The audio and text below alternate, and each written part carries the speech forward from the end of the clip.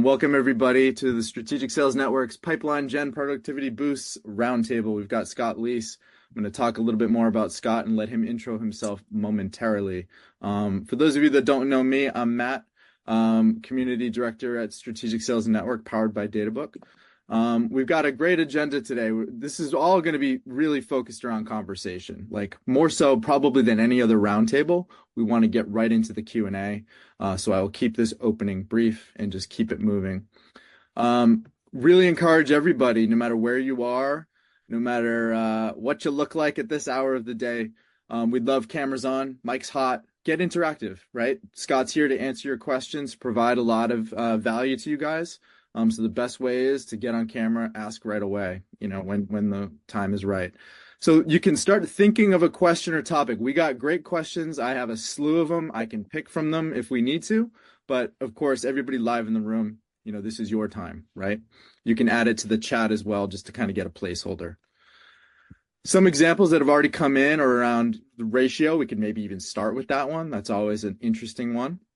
Quantifying opportunities, struggling with that. Thoughts on BDR teams, industries that require the most. Scott's here. We're here to pick Scott's brain.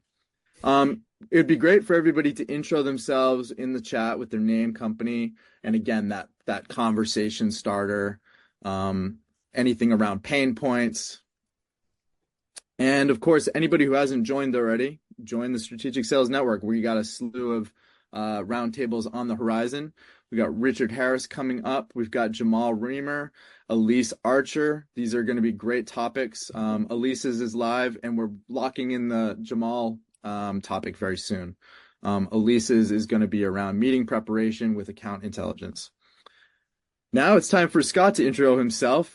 We just got his websites up here too, so you can take note of that. We were actually just talking about the Surf and Sales event. He can give a little bit more context around that as he intros himself and talk about his consulting business.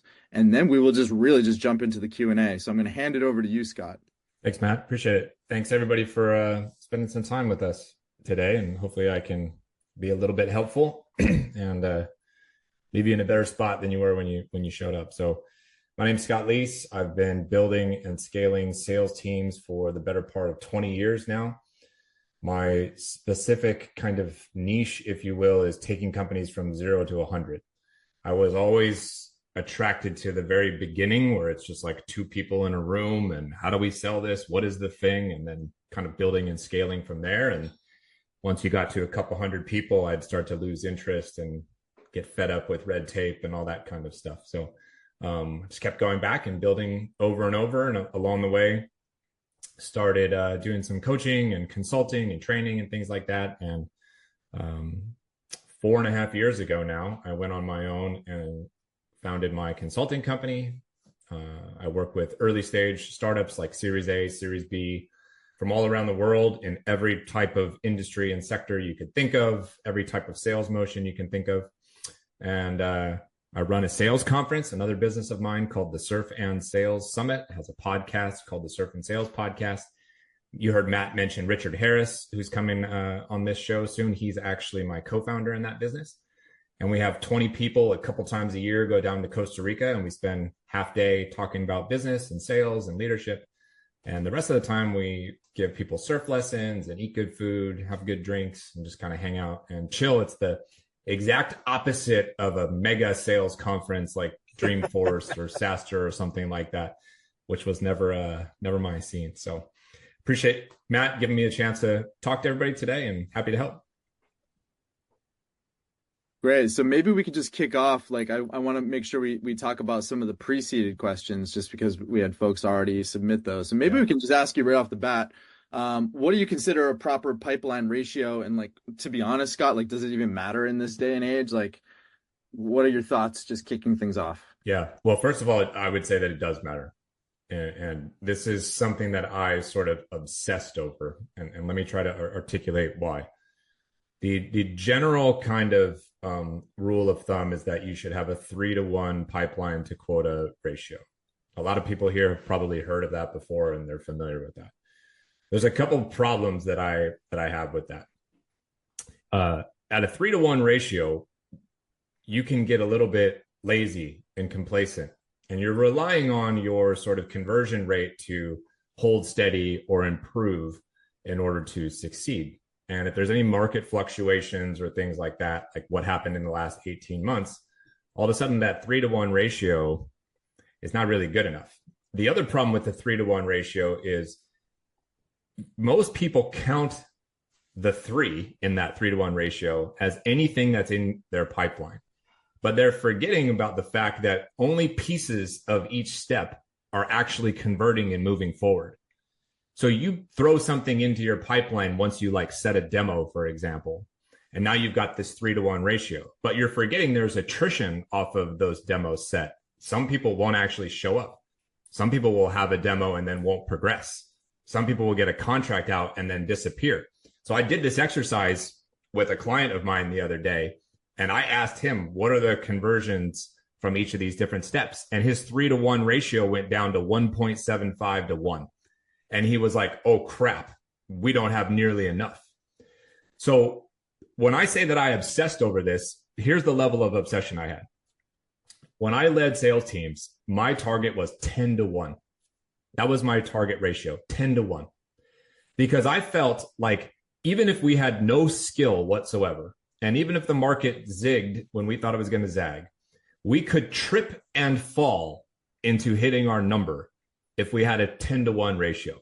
I felt like that's so big and so aggressive that it's like, how could we possibly freaking shank? There's no way. So it's very hard to get to a 10 to 1 ratio. I understand that. But what happens is you drill into your team. If you're a VP, you drill into the managers. We don't have enough pipeline yet. We've got to keep prospecting. And you're drilling into the reps. Don't get complacent. We've got to keep prospecting, right? And that mantra is something that is very, very important, I think, for all sellers and sales teams to have. And I found that when I push people for a 10 to 1 ratio, we'd scoot that number up, maybe not to 10, but maybe instead of 3 to 1, it's 5 to 1 now, or 7 to 1 or whatever, right? So bare bones minimum, it's got to be at least 3 to 1, or conventional wisdom would tell you have no shot. 10 to 1 really should be your goal, because at 10 to 1, I really don't know how you can fail. And that provides a level of comfort and predictability that I think we're all looking for. I want to get to one other question too that was preceded that might be a good follow-up to that, because you were talking about a sales leader kind of pushing their crew, right? And Ron, who couldn't be here today, had this question. I'm just going to kind of throw it out verbatim. He said, what are your thoughts on supplementing our in-house BDR team with a pipeline gen agency? You know, like yes, no, depends. Yeah. Is this something that sales teams should consider or look at investing in? I would like to throw out the asterisk that I don't know anybody who's here or the background of any of these people. So if I piss somebody off with this answer, I apologize in advance.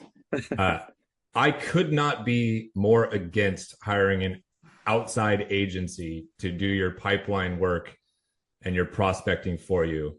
I could not be more against it. There's a statistic that I saw within the last month or two that said 8% of companies who hire one of these outside prospecting agencies have a positive experience. 8%. That's less than 1 out of every 10 people. That is insane to me. And yet these agencies are out there, and people who are desperate enough go out and seek them. I don't think that works. That maybe worked a little bit in the spray and pray era, where you could blast 1,000 emails a day and still get responses and things like that. And it worked maybe when people picked up the phone more than we do now. My ringer is off 24/7 right now, right? You're not cold calling me. It's not happening. 10 years ago, 20 years ago, my ringer was on all the time. It was an event to get a phone call. So our behavior has just changed. So you're outsourcing the hardest, most important part of sales to people you can't control, you didn't hire. There's no quality assurance in there. They don't really care about your customer. They're mercenaries, let's be honest. So why would you start off a relationship like that? Plus, you're creating a weird buying experience, I think, when you're passing people from not just one person to a next, but from one org almost to a next. That's not the way that I want to begin relationships. So I'm really, really strongly against doing that. That's great advice. And I think I'll make sure Ron sees this because I think it's, really important to get your thoughts on that. And I think want to definitely hand it over. I have a list of questions we can throw Scott's way, but let's get it live in the room as well. Who wants to raise their hand or just jump right in with a question, thought, anything? Yeah, I'll hit it off from the start. This is John Tawby, Digital Build. Been a sales guy for a long time, joined up about a year. I think I was one of the original guys too. And I'm number 4 too, Matt, right now. So I'm really gaining the points on these guys. So I'm pretty happy with that. Real quick question for you. Quality seems to be like the biggest issue in developing pipeline and getting things qualified properly. Like I said, when you hire these outside mercenaries, they're pretty much just going to throw a lot of junk your way. You get up to a 10x pipeline, it's got to be garbage going into your pipeline from that standpoint. The other aspect I want to address too is amount of deal. Like the last company I was with, Nexer, they kind of went through and threw a number out, $15 million for the U.S. sales mark when they hadn't done anything the year before. And then the size of the deals are small. So you look at 15 million, you got to put a lot of deals into the pipeline in order to be effective.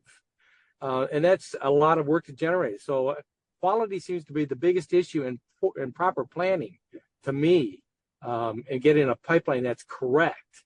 I don't think the X matters as much as the quality and the correct number of leads that are going into that. What do you think about that, Scott? Well, I think that I agree that quality is the key.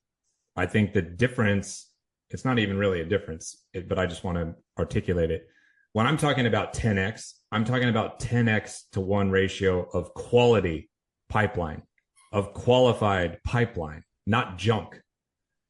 The part of the problem is you've got marketers who are comped on NQLs, so that's junk. Part of the problem is you got SDRs who are comped on meeting set, that's junk. And you've got these outsourced agencies that are also comped on meeting set, that's junk. So if all 3 of those people are incentivized to throw junk across the line, we're going to have a quality problem. So I'm not talking about just throw whatever and sticks. I'm talking about actual real pipeline that counts, that's qualified, that all of us would like do a little cartwheel because we'd be so excited to get this, account into our pipeline. 10x of those compared to our goal. That should be everybody's target ratio, in my opinion.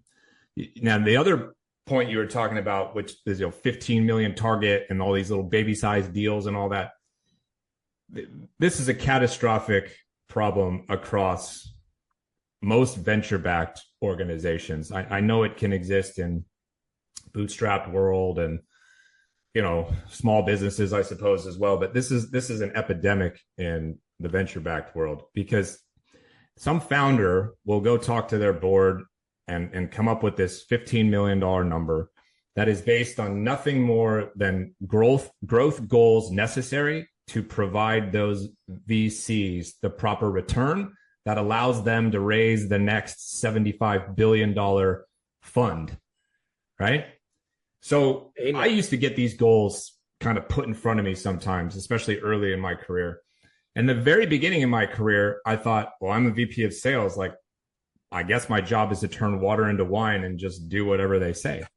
And it took me years, actually, to get brave enough and bold enough to understand that is so stupid. I need to push back. I need to push back on these goals. And so in the latter half of my career, if somebody tried to give me a goal like that, my first reaction was not, that's ridiculous, give me a break. My first reaction was, John, walk me through the math of how you arrived at 15 million. And I swear to God, 75% of founders' heads will fall off their shoulders because they can't. They can't do the math to figure it all out because it's based on, okay, we got $200 ACV. We need 15 million. We need a bazillion sales per day, or we need a bazillion salespeople per day. That's going to cost it. It's just not possible. We can only make this many calls in a day and set this many meetings. So you have to get them to do the math with you for them to recognize and realize, oh shit, this like doesn't really make sense. And then hopefully you have the opportunity to then collaboratively build a number that does make sense. And you can say, okay, my guys and gals maximum output per day is this.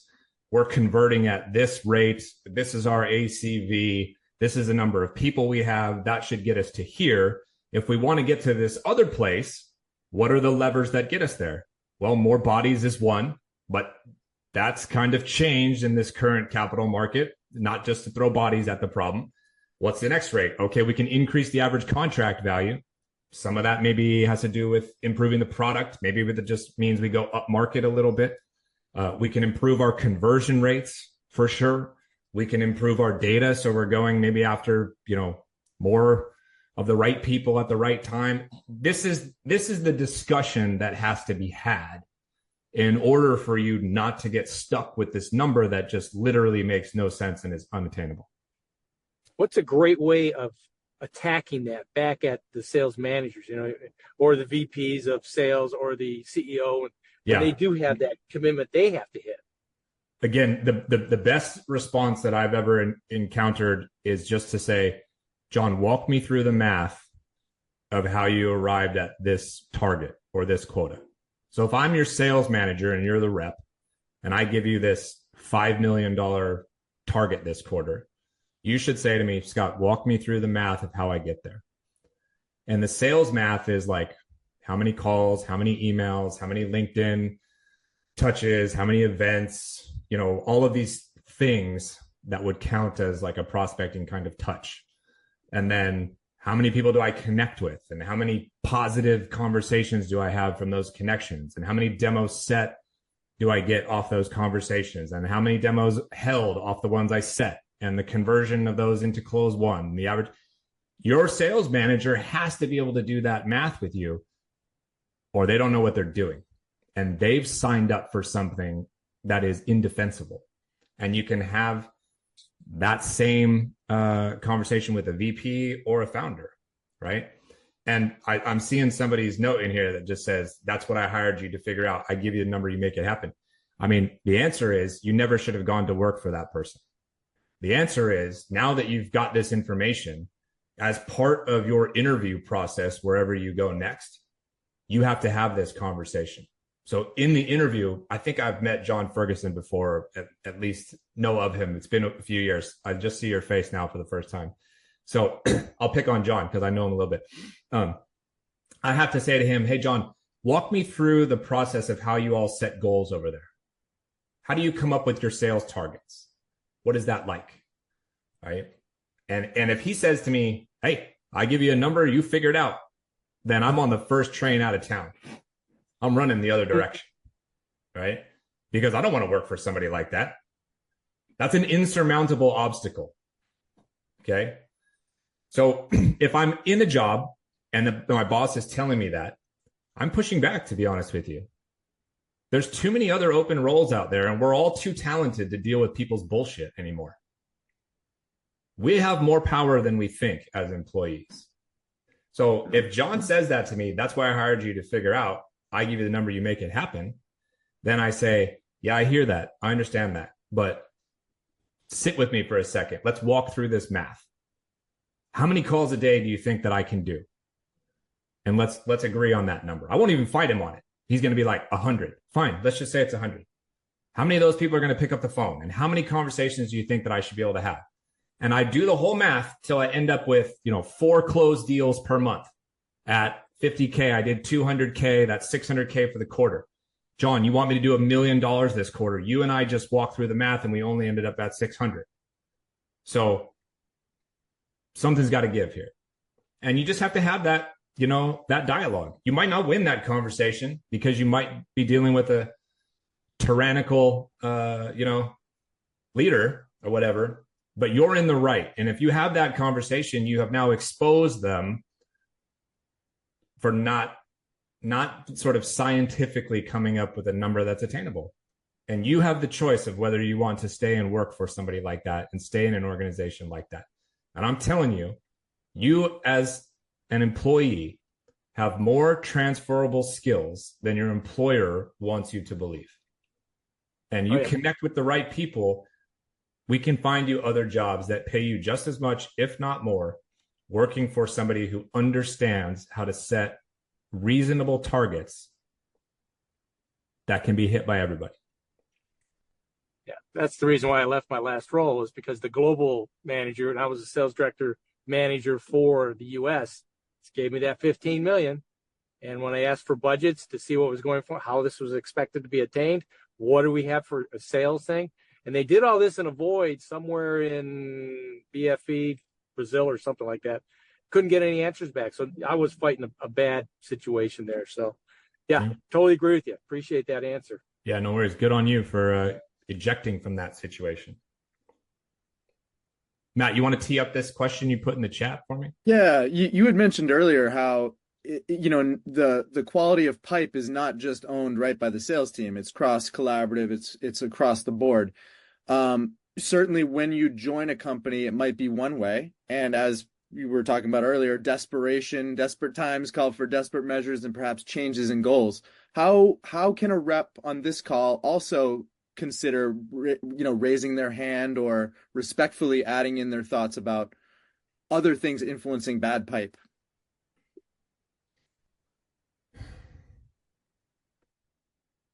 I'm going to say, if you're a sales rep, you probably don't need to have the conversation with somebody about marketing's goals or what product is doing or any of that stuff, because it's outside of your control, and your boss is just going to want you to focus on what is in your control.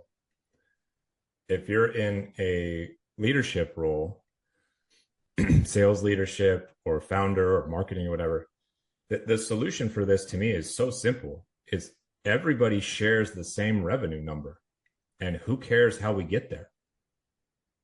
It's pretty simple. Why should I be comped on MQLs or whatever if I'm in marketing, and just throwing stuff over to Matt, who's the VP of sales, and Matt rejects 60% of those and he doesn't hit his number, but I hit my number and I'm happy. I made my quota. I got paid. What the fuck are we doing? How is that alignment? How is that teamwork? What team operates in that way? None. Right? So you align people on what matters. What matters is hitting our number, right? So marketing should have the same revenue number as I do. The SDR group, meetings that get set don't actually matter at all. The only thing that matters is meetings that get held that are actually of quality. That's it.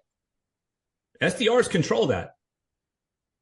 They want to try to tell you maybe that they don't, but they control that. They can't control whether the deal closes because that's on the AE, but they control the quality. They control making sure 85% of those show up, and that all 85% of those that show up are legit. So you just have to re-incentivize the team to have alignment around what matters most. It's not that hard. The challenge has been historically 95% of marketing folks won't agree to that. That's softening now a little bit, but that's historically been the challenge. They'll give you this bullshit argument like, well, then pay us more, right? Fine. Okay. I'll pay you more. Fine. I don't care. We can come up with a comp plan that satisfies both our goals. So it's kind of a silly argument that's old and thankfully is fading a little bit. Juan says, in the early 2000s, we had a team that missed our number, and we got to the EOY, and the business was celebrating a record-breaking year. The team remained confused until we realized that the business gave themselves a float that they blew out, and we were being held to a multiplied number that we missed. Interesting. Yeah. It's an example of not great collaboration and alignment right there. And that's the type of stuff that makes salespeople and sales leaders bitter and disgruntled and distrusting of leaders and founders and employers. I think you're reminding everybody too, if there is ever a change in their career, these are some great interview questions. That's exactly right. Yeah. That's on some level, like you're in whatever role you're in now, and it's a little bit too late, I guess, other than just leaving. But most importantly is when you go look for your next role, these are definitely the types of questions that you dig into with everybody you're talking to. Before you say yes to a role, talk to other AEs or SDRs who are at that company. Talk to other sales managers. Talk to, the VP. Talk to the founder. Figure out how they go about setting goals. Figure out, how these different roles are comps. Is there true alignment or not? I know what kind of company I would be seeking if I was on the market and which one I would try to avoid. Jonathan, you got your hand raised. Yeah, what's up, guys? I'm Jonathan. I'm with Hammer Corp. I'm the director of sales there for the franchise division, and we're a subscription model. So we sell directly into one vertical, and that is franchise car dealerships. We sell an AI solution. And I've recently, when I took the role a little less than a month ago, implemented what I know from SaaS. They hadn't been going into franchises at all. And so I'm really building the team from scratch. Trying to be, man. And one of the things we did the reverse math. We've done all of that. So I'm happy to hear you say that, and I'm hitting on all cylinders there. What I'm curious about is the comp structure on the SDR. So I tied it to demo completes or quality, obviously what's actually showing up. So quality demos. So should that be a percentage? You're talking about 10X. I love that. I can push for that.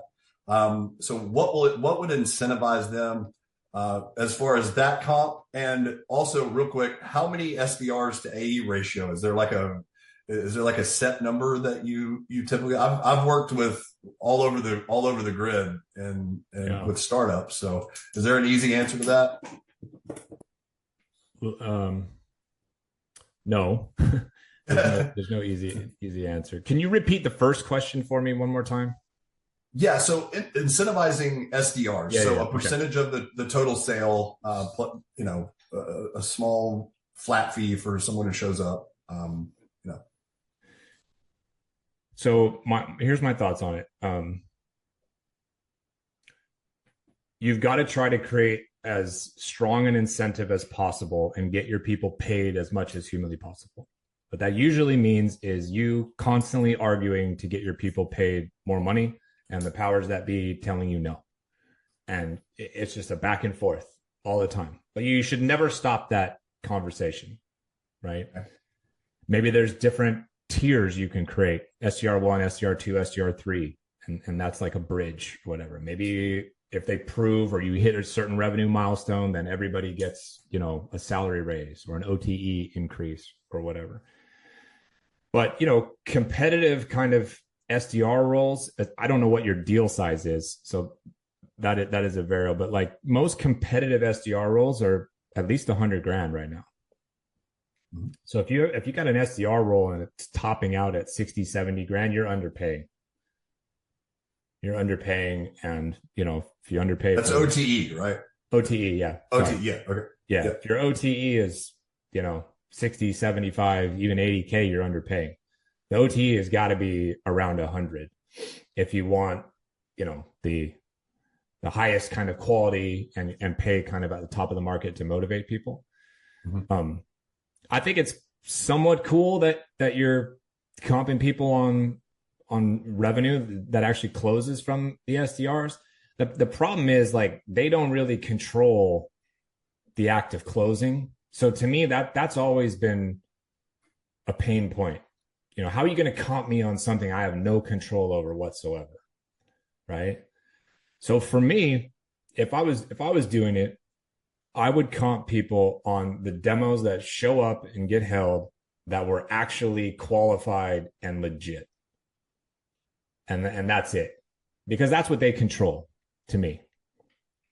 Right. And now if you want to give, the whole SDR team like a flat bonus, if the whole division like hits their revenue number, that works, as well. Right.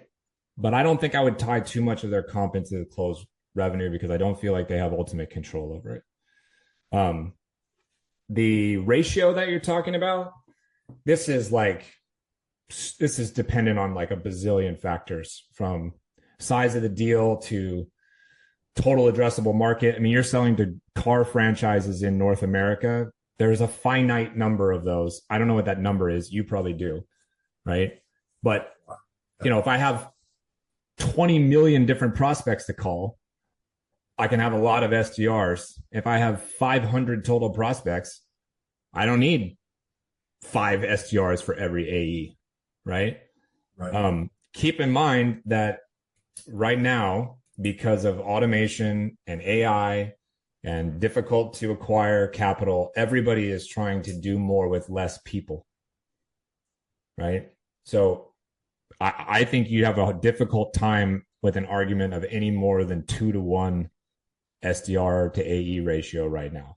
I would be shocked if somebody could get one pushed through that was higher than that at the moment. Beautiful. Thank you.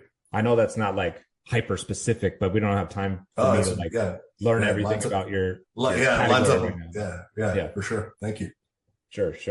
We had a question come through from Lauren in the chat. Do you think the SDR quota should have a 10 to 15% inflation on their quotas to cover the business goal? No, I've absolutely loathed this. I could not hate it more. I mean, you run a business and you expect people to break their neck for you so you can get rich. Let's be honest. Let's be real. The founder has a $100 million exit. They're walking away with 25, 30 million from that. Even if you're a VP of sales and you own 1% of the company, after taxes, maybe you're walking home with like 600K. You mean to tell me that the value exchange is fair right there?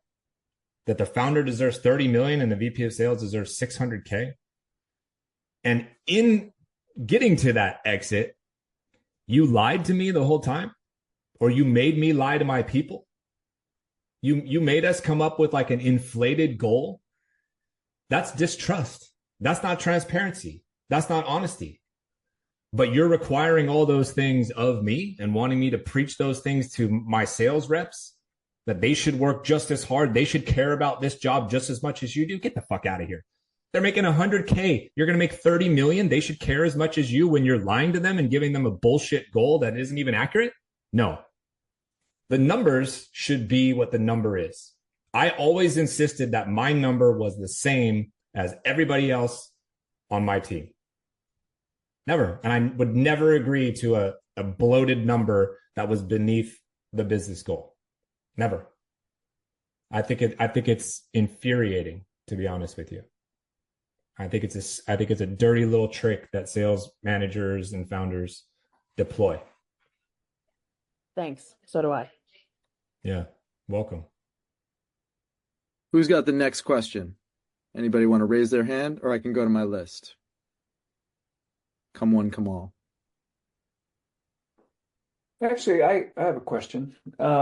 Hey, Steve Gardner. Hey, Scott. Hey. I know that pipeline gen, obviously we're talking about that, but it starts with demand gen. And so I don't know how, deep you get into that, but I'd be curious, what are you finding that's working? Because everybody, sales managers seem to be hung up on how many calls you're making and things like that. But it's really the value and the quality of what you're doing. And so I'm wondering if you're seeing people doing video out there. I've been doing that and other things. And so I'm just curious, what do you see that's working as far as demand gen? I feel like we have to be different, just calling somebody cold, that's fine, but there's got to be other ways in which to get to people. I'm curious what you're seeing. Yeah. There's 15 years worth of data that shows that pickup rates on cold calls are declining and getting worse every year. There's also at least 10 years worth of data that shows the same thing on cold emails, right? So we're trending in a direction where those two channels will no longer be viable in order for you to hit your targets. And it gets worse the more you start thinking about AI. And honestly, I think I alluded to this before, but the more you start thinking about current human behavior. I don't know if anybody else has teenagers, but I have 2 teenage boys. These boys have a device. They don't have a telephone. They do not talk on the telephone. This will not change. They do not use email. This will not change. In 5 to 10 years, when they're executives and salespeople or whatever the heck they do, you're not going to be able to call. You're not going to be able to cold call my son. He's not going to talk to you. Are you kidding? They don't interact and engage with the world the same way that we did, right?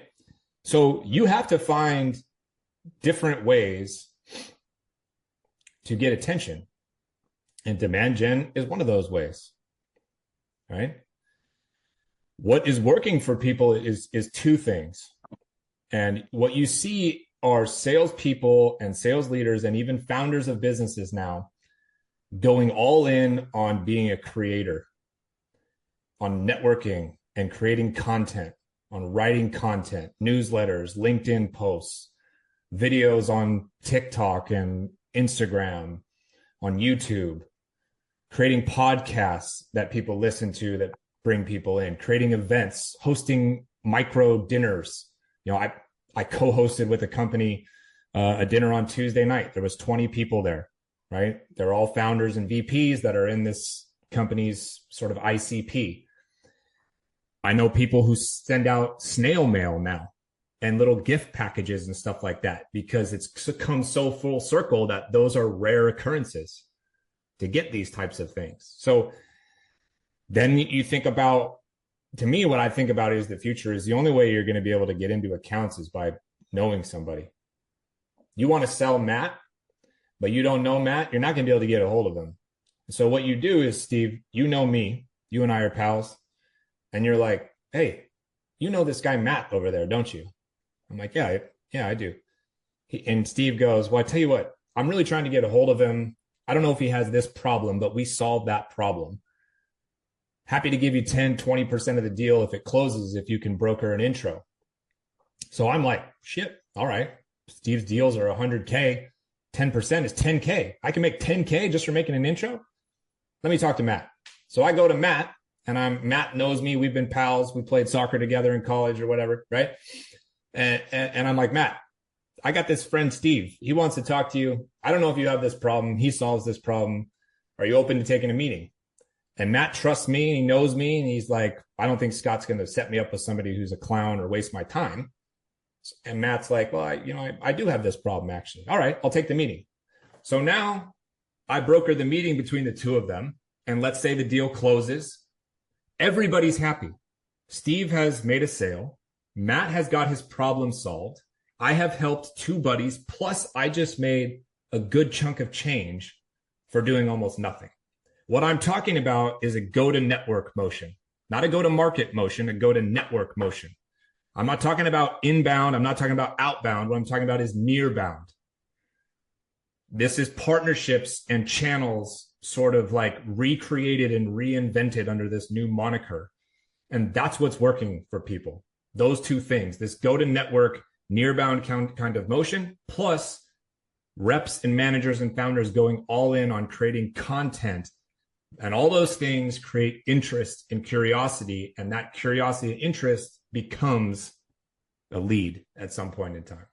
And I think that that's the direction things are headed. And I'm not going to sit here and say you should stop cold calling and stop cold emailing, because you can't yet. But I am telling you that in my belief, those things are dying. They're not dead, but they're dying. And I don't know how much longer they're going to be around as a viable option for. So you better be ready for what's coming. And if you don't have a network, you cannot participate in the creator economy, and you cannot participate in this go-to-network motion. So the very first thing you should do, if you're going to leave here with like one actionable item because you're curious about this motion, you need to create a daily KPI for yourself. Okay. And that daily KPI for yourself is network growth. It's as simple as how many people did I add to my LinkedIn network today? You have 100, I believe, connection requests per week that you can send on LinkedIn before they throw you in jail and get irritated with you for spamming people, right? 100 a week. I think that's roughly 15 a day. That's what I'm telling you to do. That should be your KPI every single day. You do that for a year and add 3 to 5,000 new connections to your network, I promise you your entire life will change. That's not hyperbole. That's how to take action on it today. I think it's, go for it. Go ahead. That's excellent feedback. Thanks, Scott. It's interesting that you say that because my wife's a successful real estate agent, and she started out by putting together just a monthly, here's what's happening in Carlsbad, and then, send it out to her friends, and the thing is just blown up, and she's doing video. But again, the big thing is networking. So I just look at her industry, and they're doing a lot of that stuff, a lot of that high touch type of stuff. And it seems to be working great for her. So that's great feedback as well. Yeah. I think as we come to the conclusion here, I think it's actually quite inspirational to have a sales conversation touch on, this cold outreach, which the word cold feels impersonal. It feels desperate at times. It feels like a Hail Mary. And Scott brings it back to the human relationships, right? That's the sort of takeaway. And I think, Scott, the last thing I would just ask you before we wrap is, adding on LinkedIn, do you have one tip to make that feel like more of like a connection worth having that means something versus just, hey, I have the number in my KPI? Yes, I have an idea, but I would actually say it's okay right now if you just sent 15 connection requests and didn't even put a note. It's okay. So you get into the habit. But if there's somebody that, means a little more to you for some reason, maybe they're LinkedIn famous, maybe they are one of your prospects or something like that. The tip is, do not at all try to sell them at all. Don't ask for a meeting. Don't tell them what the fuck you do. None of this stuff. I would just send a note that says, Matt, looking to connect with other marketers in tech. Let me know if I can ever be helpful to you. That's it. Just a brief, I'm looking to connect with X for X reason. And then the offer of service. Let me know if I can ever be helpful to you. And then say nothing else. You'll probably get 80% conversion off of that. Oh, that's great advice. Look at my guy, Cliff. He's even been doing it. He knows. I tell him, Cliff, I've been on you to do this. No, that's great advice. And I want to thank you, Scott, and everybody who joined. We just really appreciate having you. I thought the conversation today could have gone on forever. I mean, you're such a wealth of information and you tell it the way it is. And I think that's really important. I think everybody got some really great takeaways. And like I said, I just want to mention again that it's just great that it's also about the connections. Like the go-to network is a real thing. It hopefully, can scale up and help everybody. But I think that's the direction. I agree with you. And it's great wisdom. So thank you everybody for joining. And of course, Thank you to Scott. And what's the best way for people to stay in touch, Scott? Well, you might as well message me on LinkedIn, right? Since we were just talking about it. Well, let's start there. Thank you guys. And thank you again, Scott. See you, everybody. God, that was awesome. Matt, thanks again. Thanks, Scott. Thanks, guys. You're welcome. Thank you much. Later.